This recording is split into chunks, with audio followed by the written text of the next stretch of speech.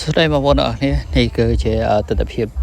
ផ្ទះដែលមុនសាងសង់ខ្ញុំចង់បង្ហាញដល់បងប្អូនអរគ្នាឲ្យឃើញពីការសាងសង់ផ្ទះរបស់ខ្ញុំ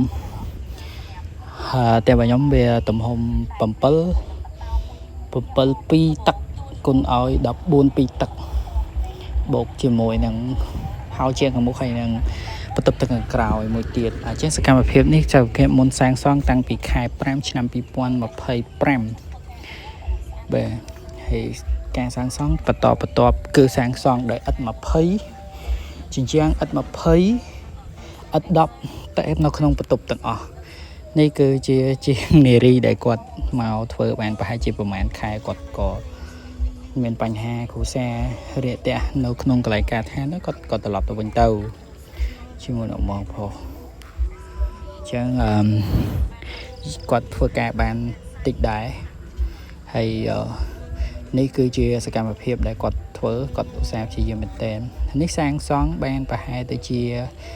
កន្លះដូចជាកន្លះខែដូចជា2ខែកន្លះអីចឹងណាដែលថតពីផ្ទះពូទៅនេះចេញរូបរាងបដាមានដំបូលមានអីចឹងណា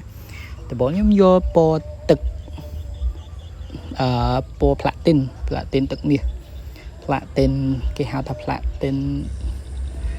ពណ៌ផេះបាទនេះសាងសង់រួចហើយសាងសង់មានការសាងសង់ធ្វើបន្តរហូតហើយតម្លៃដូចជាដូចជា30000ជាង30000 40000បាទទំហំប៉ុណ្ណឹងថែមថយជាមួយនឹងកញ្ចក់អូខាងក្រៅបន្ទប់មេគ្រួសារបាទអីវ៉ាន់ញ៉ៃពួកខ្ញុំអត់ទាន់បានរៀបបានល្អទេនៅធ្វើអត់ទាន់ហើយកន្លែងវេរ៉ង់ដាហ្នឹងហើយមានប្រអប់ព្រីភ្លើងនៅខាងក្រៅទៀតដើម្បីងាយស្រួលហើយប៉ុន្តែយើងត្រូវដាក់ប្រអប់ចឹងយើងដាក់ការពារជំរាបទឹកចឹងណាដើម្បីការពារវាកុំឲ្យមានការជ្រាបទឹកឆ្លងអគ្គិសនីអញ្ចឹងបន្ទប់មេគ្រួសារនៃខ្ញុំបានបង្ហាញនេះគឺមានការទ្វារអូសកញ្ចក់ដើម្បីខាំងទឹកកុំឲ្យផ្សាច់ជាមួយនឹងចានប្រគុណហើយចានប៉ូតូបងរបស់យើងហ្នឹងហើយខ្ញុំមានដាក់ប្អួចនៅក្នុងហ្នឹងដើម្បីកុំឲ្យវា moist វានៅដូចថាខូចក្រូខូចអីចឹងណាព្រោះអីនៅខាងនេះខ្ញុំប្រើទឹកកៅឈូកធំវាមិនថ្លៃប្រហែលទេកំងតាមតៅប៉ាវ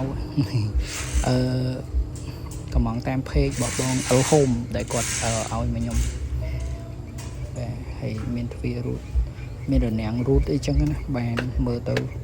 សុភ័ណ្ឌហើយឡើយនេះខ្ញុំដាក់គ្រាប់បិទបងជាងនេះខ្ញុំធ្វើឲ្យរួចរាល់ 100% ថតពីចម្ងាយពីផ្ទះពូមកវាមានសាច់រៀនខាងនឹងមើលទៅវាស្អាតគាត់បើដែរបាទទំហំប៉ុណ្ណឹងហើយពណ៌ប៉ុណ្ណឹងពណ៌ហ្នឹងគឺខ្ញុំរើសខ្លួនឯងខ្ញុំសង់តាមគំរូរបស់បងឧស្សាហ៍เพจគាត់នៅខាងបាត់ដំបងទេមានជ័យ